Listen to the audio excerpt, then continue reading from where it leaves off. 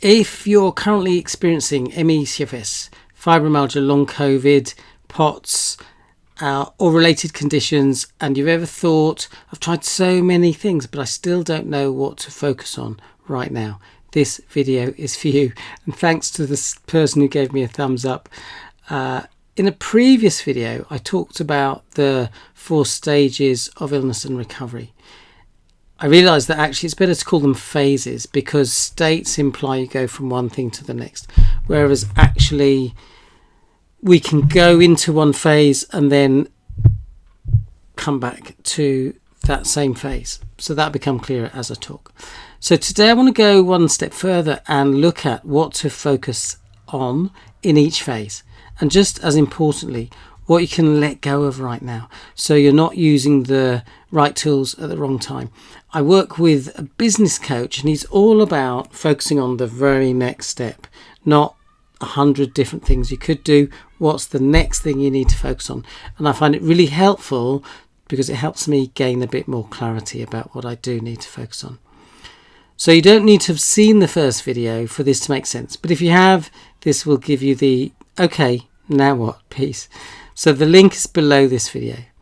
Or, as always, use your judgment to discern what I share is relevant to you in your situation and what is not.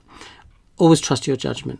Okay, really important reminder before we start, these phases are about states, not identities. Let me explain what I mean.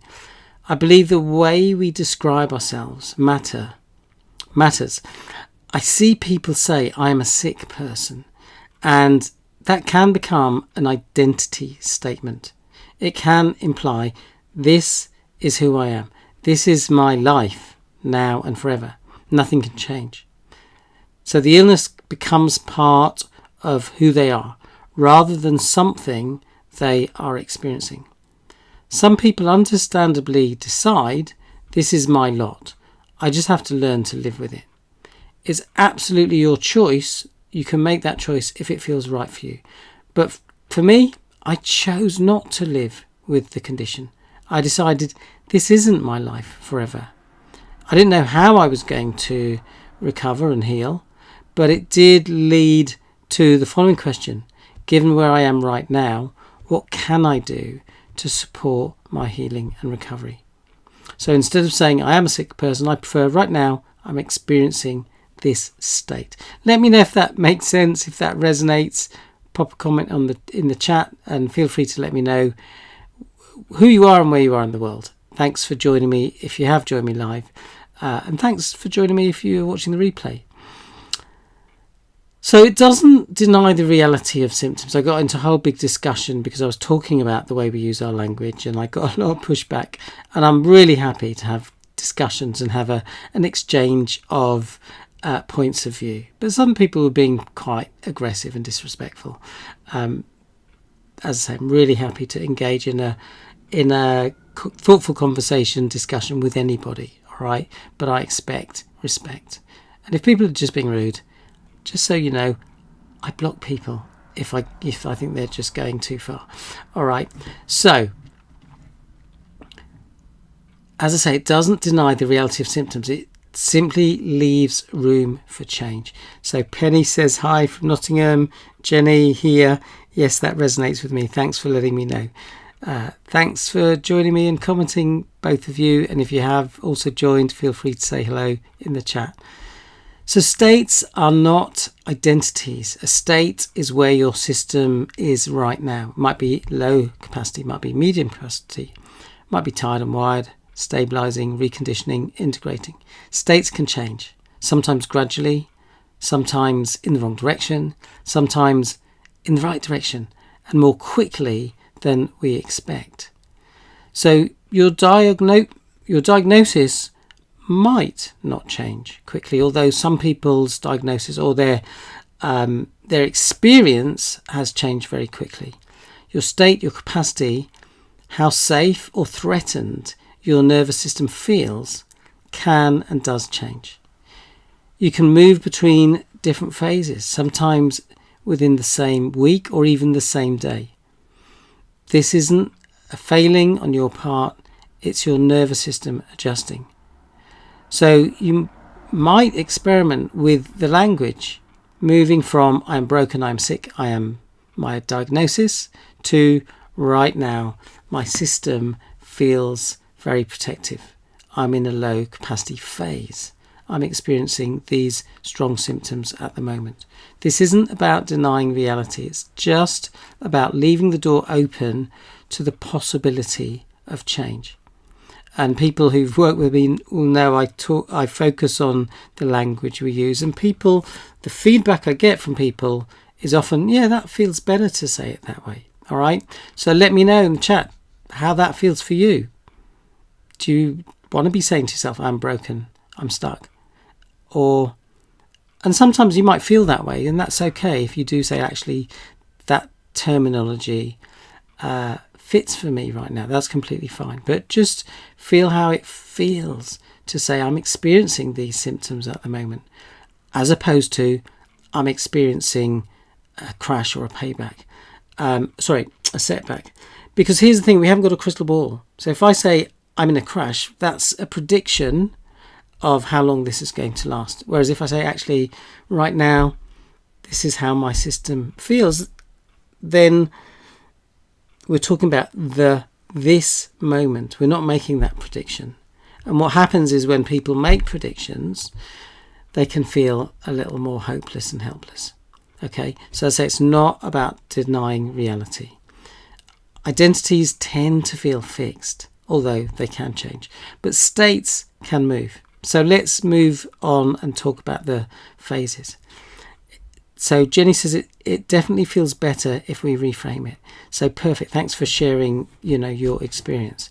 So let's talk about phase 1, stabilization, where capacity is very low. And let me know what phase you feel like you're in as I go. So this is phase 1, stabilization. I feel so much more optimistic when I say I'm not feeling great at the moment. Thanks for your feedback, Penny. It's really helpful to hear that. Certainly that was my experience. So yeah, phase 1, this is where capacity can be limited. You might be bedbound or mostly housebound, and a lot of energy is going into simply getting through the day.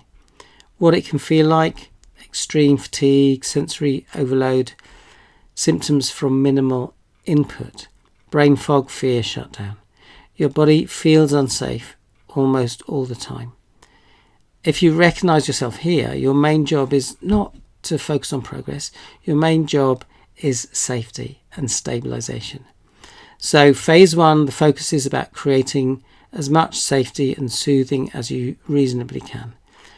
Reducing stimulation, noise, light, demands, screens if needed. I couldn't even look at screens when I was in this phase and didn't have the technology. Reducing stimulation, as I say. Using very low effort tools. Might be gentle breathing, orienting to the room, small moments of reassurance, asking for and allowing yourself to be helped when that's possible. Questions here are things like, what would help my system feel just a bit safer right now? Is there any demand I can soften, reduce, or postpone? So for me, when I was in that phase, what would have really helped me was someone say, look, you are going to get better. Feel free to let me know what's going on inside, because I was feeling very stressed about having to give up work.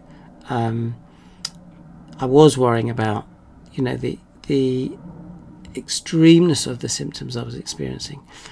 And I maybe just needed to reassure myself, if it wasn't possible, that this person would magically appear in my room and tell me, you're going to get well. Right now, the goal is just to stop catastrophizing, because that's what I was doing, and just calm things down a bit, help regulate your nervous system. You might just practice a gentle exercise like the timeout relaxation that I've created. If you'd like that, comment time in the comments and I will share that with you. So things you don't need to focus on in this phase are structured pacing plans, pushing your limits, big emotional processing work, finding your purpose. Okay, it might sound obvious, but I talk to people who do put pressure on themselves. And 3 things that can get in the way of your body's healing are criticism, pressure, and worry. Okay, let me know how many of those things you do. Put a 1, 2, or 3, or all of them if you recognise you do those things currently. All right, so if you're in phase 1, it's okay to keep things simple. Your main job, as I say, is safety and stabilisation. Can be helpful to sprinkle in tiny moments of CFS, connection, fun and stimulation, even if it's just for a really short period of time. So when I was in this stage, there were times when I needed that deep rest. And when I allowed myself to do that, I would find there were moments where it felt reasonable to have just a little bit of fun, connection, stimulation, of CFS. With the benefit of hindsight, I realised I just needed to keep it short and sweet. So Jenny says currently 3. I felt all these when in phase 1, said Penny. Thanks for your feedback. So let's talk about phase 2, regulation. This is when we're tired and wired. Some capacity returns, but it's very unstable. It's very fickle. Let me know if you can relate to that. What it can feel like. You can do more, but crashes happen easily. That tired and wired feeling, the body's exhausted, the nervous system is revved, boom and bust cycles. We can feel anxious, racing mind, difficulty relaxing. I can certainly remember that when my whole system felt on edge, and it really felt challenging to bring myself down, to bring myself into a more regulated state. And this is where I did really practice some of these breathing techniques. Okay, so here the problem isn't just low energy, it's that the nervous system is dysregulated. So in phase 2, the focus is noticing the patterns. What tends to lead up to those strong symptoms, or a crash as you might call it? What are your early warning signs? So breaking the boom bust pattern by learning to pause before the energy starts to dip. Introducing micro regulation tools. Short rests that are actually restful, grounding, nervous system breaks. And I made a video last week about what rest is and isn't. So let's just have a look at the comments. Penny says, I felt all those in phase 1. I think I read that out. I might be in that state right now. Says Jenny, that was really tricky stage for me. Occasionally I dip back into it. Okay, so good to know you've progressed mostly, but that is normal, and I'll talk about that in a bit, that sometimes we can dip back. All right, so gently questioning the impulse to do everything when you're feeling a bit better. I did this so many times. I'd feel really rubbish in the morning. By late afternoon, early evening, I'd start to feel better. Then I'd pushed myself, and then the following morning I'd feel rubbish again. And I repeated this pattern over and over again. Okay, if you can relate to that, let me know. And this is where it's really important to be curious. Okay, what's going on here? Because I felt like I had the memory of a goldfish. I'd forget that I've done this 100 times already. All right, but that's part of being human, and I needed to learn to be curious and also compassionate. Okay, I've done that again. Let's explore how we might break that pattern. Susan says, I feel in phase 2 just now after feeling like I was in phase 3 for a while. Okay, what that tells me, Susan, is if you've got into phase 3, you can do it again. Okay, and whatever you did to get yourself into that phase, focus on those things. And maybe you're clear about how you got to phase 3, or maybe you're not. Let me know in the chat. Do you have a sense of how you got there? Okay, but remember, if you got there, you can get there again. All right. And I'm also interested, what are you saying to yourself when you're in phase 2? Are you saying, oh no, you idiot, you've overdone it? Or are you just thinking, okay, this is interesting. I've got some stuff to learn here, and that's okay.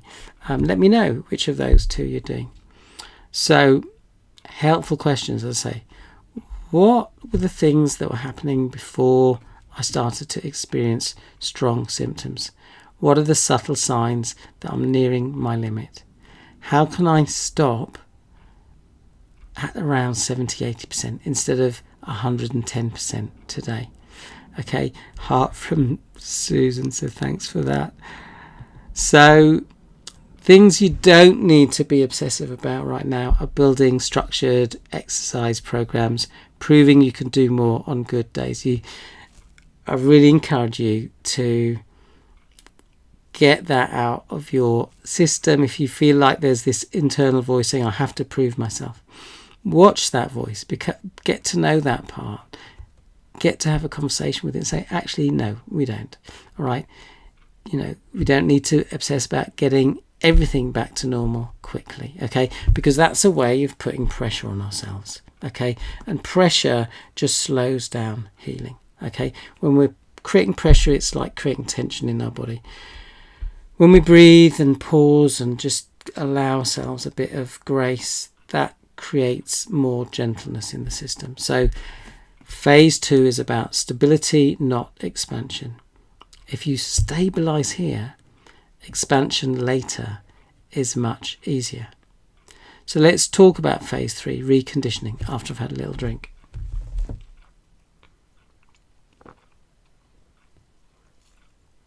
I don't know what the temperature is where you are. It's currently about 33 degrees here. Let me know in the chat. So, phase 3, reconditioning. This is about recovering capacity. In phase 3, energy is growing. There can still be a little bit of fragility. It's not as fickle as when we're in phase 2. What this can feel like is more consistent days, fewer or less severe symptoms, more trust in your body, or if you do experience those strong symptoms, they pass more quickly. There may still be some fear of relapse. Old patterns of overdoing it may start to show up again. So here the focus shifts from mainly stabilizing to gently expanding what you can do. You may have periods where you just think, actually, I just want to do stuff which is a bit out of my comfort zone, and that's okay if I experience symptoms because I'll be focusing on the fun I had. Okay, I call that FIJDI, and the JDI stands for just do it. So maybe you can work out what the FI stands for. All right. Phase 3, focus on safe experiments, gently expanding activities. Like when you're moving from phase 2 to phase 3, you might be more gentle. As you move from phase 3 close to phase 4, you can expand, more bigly. I think that's not quite the word I was looking for. Longer walks, to begin with, slightly longer walks, short social interactions, gradually increasing activity. And as you feel there's more stability, you can expand that. So you're deliberately nudging the edge a little and watching how your system responds and recovers. And one of the useful tools to have in your toolbox is the capacity to be with the sensations in your body, sensation symptoms, and allow them rather than getting into your head, catastrophizing, interpreting them, judging, etc. So that is part of the practice, and I'll share a strategy you can use to help that at the end of this video. So as I say, just deliberately nudging the edge a little, then watching how your system responds and recovers. Noticing where the old overachiever or perfectionist patterns want to take over, and choosing a middle path. Building evidence that with care, your body can handle a bit more. So I'll come back to those comments in a moment. Helpful questions. What is a doable step I could do this week? If I tend to overdo it, what would doing 10 to 20% less than I think I can do look like? Am I slipping back into all or nothing, or am I steering that middle path, allowing steady progression? What you don't need to do is jump from very low capacity to old life in one leap. Prove anything to anyone. Compare your rate of progress to other people's. Phase 3 is about building trust in your body and in yourself through small, repeatable experiences. If we stay in phase 1, phase 2 behaviour forever, when your capacity is actually increasing, when you're in phase 3, you risk getting stuck. Some people recognise they're gung-ho, over-enthusiastic, whereas others recognise they're over-cautious. I did ask this question to people in my group, but let me know in the chat, which one do you tend towards? Being gung-ho, over-enthusiastic? I think gung-ho comes from a Chinese word, and it means being over-enthusiastic, etc., or in this context. Or do you think you tend towards being over-cautious? I remember working with someone, and he realised he was being a bit over-cautious. So we just created a strategy, which I've talked about in other videos, where he just expanded step by step in a way that felt really safe. He felt 7, 8, 9 confident each step he was expanding, and he didn't move on to doing a bit more until he felt that same level of confidence. All right, and as a result, he was able to leave his apartment and walk to the bottom of the stairs, and within a couple of weeks his parents picked him up, took him to a cafe, and he said, actually, I can walk back. It was about a 5-minute walk. He managed it, no symptoms afterwards, and that was a massive eye-opener for him. Okay, so yeah, let me know in the chat which do you think you are. Still pretty cautious, says Jenny. Okay, that's something you can work on, and that's okay, because that's a protective mechanism. So this is the phase where you're invited to take a bit more of your life back, one gentle experiment at a time. So Bumble E1 says gung-ho, and gung, yeah, no, I got it. So let's talk about phase 4, integration, living more fully. So phase 4 is where symptoms are more in the background, or symptom bursts are shorter and easier to respond to, and life feels more full again. What it can feel like. You can work, study, socialise more. It's okay to still be mindful, but your identity isn't just that ill person anymore. You think about the future more than the past. Here, the focus is protecting what you've rebuilt with good boundaries and realistic expectations. Okay, I often talk to people who, like, they've done the brain training, they got their health back, then they think they're superhuman. And I created this idea that maybe they needed magic underpants, which when we start to think we're superhuman, they appear on the outside to remind us that we're not superhuman. All right, so it's great if you've got that more robustness, but I know that my system still really benefits, for instance, from going to bed at a certain time. Now that all goes out the window when I'm at a festival and I'll stay up really late and I'll probably have a little bit of a lie-in. But actually I generally tend to still wake up quite early because I'm hungry. But that's fine. I do that for 3 or 4 days and then I make sure I get some early nights. All right. So continuing with the habits that support you: nervous system hygiene, joy, pacing, and I mean pacing by just recognizing that we have these natural rhythms. So for instance, when I'm working, I have periods on and I have periods off. I often set a timer when I remember to for maybe 50 minutes, and when that timer goes off I have a 20-minute break and I can do anything I like. I can jump about in the garden, I can just go and lie in the sun, go for a walk, whatever. All right, so it's continuing those habits that support you, making sure we get joy, getting rest that is actually restful, designing a life that is sustainable and meaningful, not just busy again. I got sick because I was living in a way that was very unsustainable. And as I got well, I really realised that I needed to address those things that were the reason why I got sick. So helpful questions. What do I need in place so I don't slide back into those old overload patterns? What can I do to include joy, connection, not just duties? So Claire Caldwell, who created the Mind Body Reconnect, she's all about joy. And sometimes she'll be doing the vacuuming, and her husband will come home and the vacuum's in the middle of the room. And he'll say to her, "Did you get bored?" And she said, "Yeah, I did." And he says, and then she'll say, "Shall I go and finish the hoovering?" He said, "Maybe." And then we'll have a cocktail or whatever. So we've got to find ways of bringing more joy and fun into our life. Okay, so if we have a period of doing something boring, like some admin or tidying up, number one, make it fun. I might turn on some nice comedy or something, but also make sure we have a break and do something fun.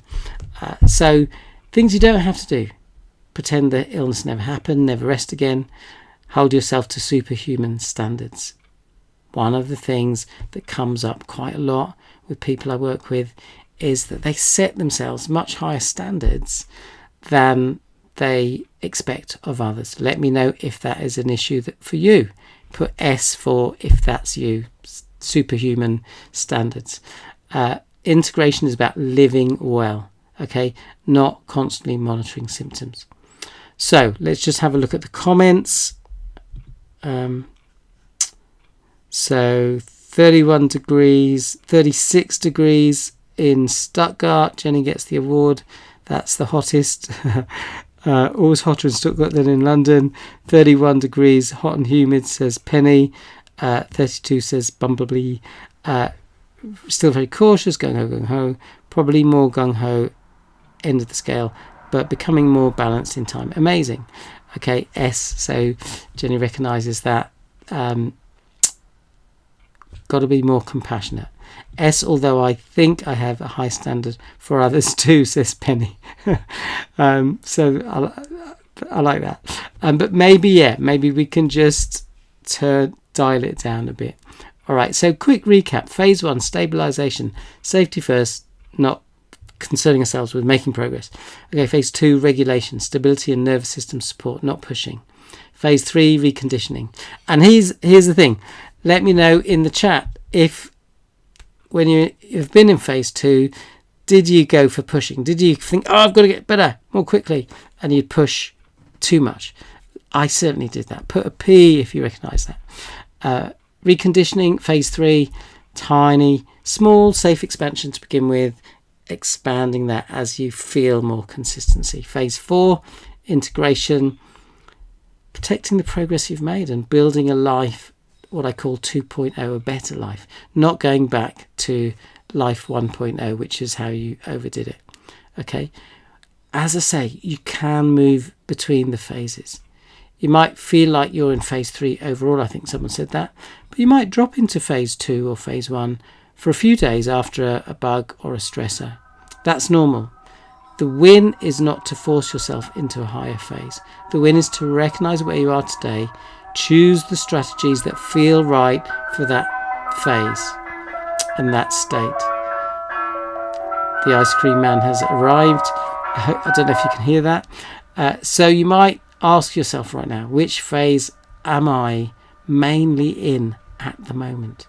Given that, what is one gentle thing I can focus on this week? And what can I give myself permission to stop trying to do for now? So I can see a P. So if you'd like a very simple guided practice that is safe in every phase, I've created the Mind Body Reset. It's a 7-minute video. It's a gentle exercise to help your nervous system experience a bit more safety and connection. And if we practice that, then it just helps us build our window of tolerance to sensations, emotions, symptoms. And I used to be very good at distracting myself from those. So it's a 7-minute exercise. And if you'd like that video, I've put the link below this video. It's called the Mind Body Reset.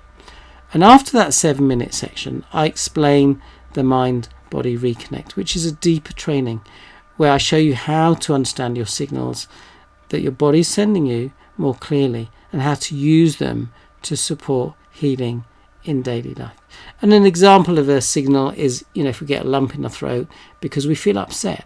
Okay, it's a signal that there's something we need to attend to.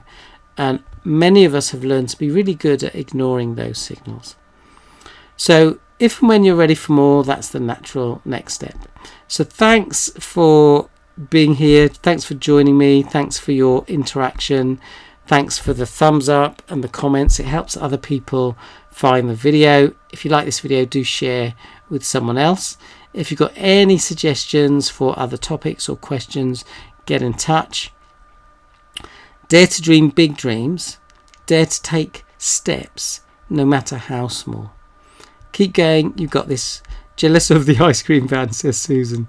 Well, I hope you can have some nice things in your fridge or freezer.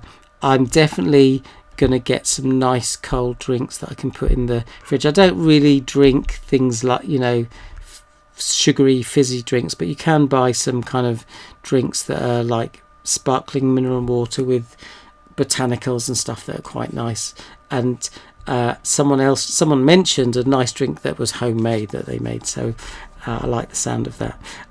So Jenny says thank you, Simon, you are very welcome. So thanks for joining me. Keep going. See you in the next video. See if I can remember what the next topic is. I think it's to do with some of the mistakes we make. That's what I'll be talking about next time. But thanks for joining me. Bye for now, everyone.